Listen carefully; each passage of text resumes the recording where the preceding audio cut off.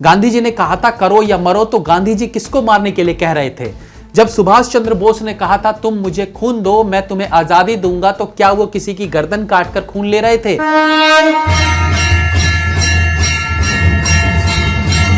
एक news anchor है राहुल कंवल जी, जिनसे फिलहाल अगर आपको मिलना हो तो आपको अस्पताल जाना पड़ेगा। वो स्टूडियो में या अपने घर में नहीं मिलेंगे। क्यों भैया जी, कोरोना तो नहीं हो गया? अरे ढोंडू, कोरोना होता तो रिकवर होकर आ ही जाते, लेकिन ये जो पत्रकारिता वाली मार पड़ी है, इससे उभरने में उन्हें सालों लगेंगे।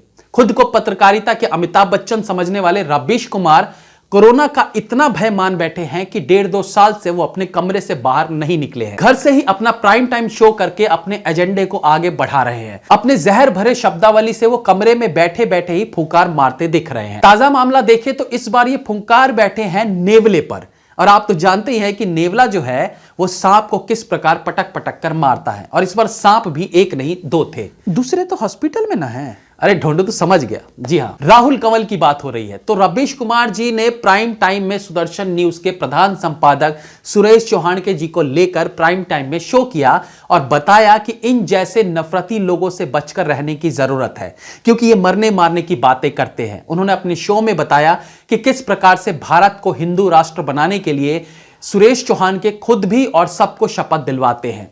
इस शपथ की फुटेज दिखाकर इन्हीं के बारे में बोला जा रहा है कि इस तरह की हेट स्पीच देने वाले कितने खतरनाक हो सकते हैं।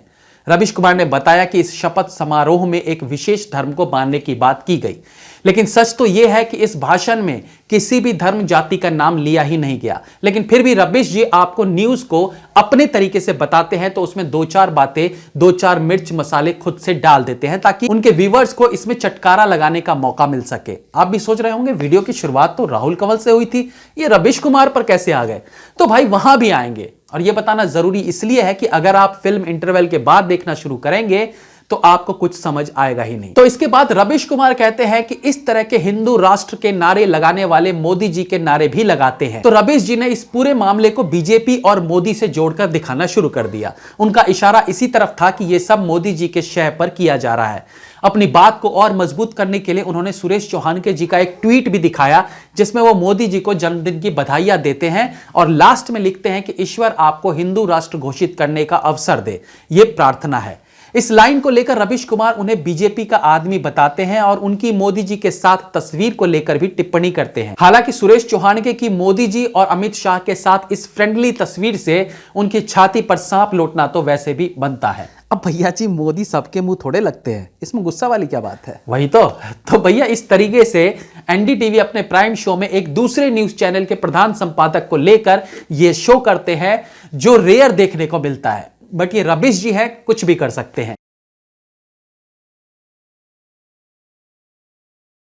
इसके बाद इंडिया टुडे के टीवी डिबेट में, जिसे राहुल कंवल होस्ट कर रहे थे, उसमें सुरेश चौहान के जी को शामिल किया जाता है और अगेन वही सवाल उनसे किया जाता है जिस पर 2 दिन पहले रवीश कुमार जी रोशनी डाल चुके थे कि हिंदू राष्ट्र बनाने की शपथ क्यों।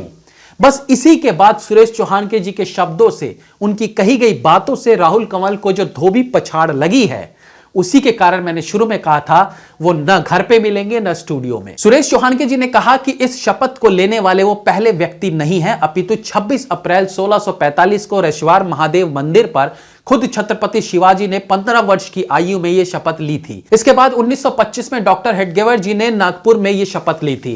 यह तो सिर्फ इंट्रो था, असल धोबी पटका तो आगे लगा जब सुरेश जी ने कहा कि बातों को घुमा फिराकर नहीं बताना चाहिए, मरेंगे मारेंगे मतलब मरना मारना ही नहीं होता। गांधी जी ने कहा था करो या मरो, तो गांधी जी किसको मारने के लिए कह रहे थे? जब सुभाष चंद्र बोस ने कहा था तुम मुझे खून दो मैं तुम्हें आजादी दूंगा, तो क्या वो किसी की गर्दन काटकर खून ले रहे थे? उन्होंने बताया कि पूरी शपथ में हमने किसी मजहब, किसी धर्म, जाति की बात नहीं की है। राहुल कंवल ने उस वीडियो को दोबारा दिखाया जिसमें आखिर में चौहान के जी ने कहा था मरेंगे और मारेंगे। ये लाइन राहुल जी के लिए संजीवनी समान थी और उन्होंने इस पर प्रश्न कर लिया। तो जवाब मिला, यदि कोई मुझे मारेगा तो क्या मैं आत्मरक्षा नहीं करूंगा? और इस एक जवाब से राहुल जी का संजीवनी भी बेकार हो गया। छोटी सी 4 मिनट की इस डिबेट में सुरेश चौहान के जी ने जिस प्रकार से इस पूरे विवाद पर अपना पक्ष रखा वो अद्भुत था। उनका यह जवाब दरअसल भले राहुल कंवल के डिबेट में था, लेकिन यह जवाब दरअसल एनडीटीवी के एम्प्लॉय के लिए खास तौर से था, जो डर के मारे 2 साल से घर में दुबके हुए प्राइम शो कर शब्दों के बाण चलाकर अपनी सैलरी ले रहे हैं। जय हिंद, वंदे मातरम।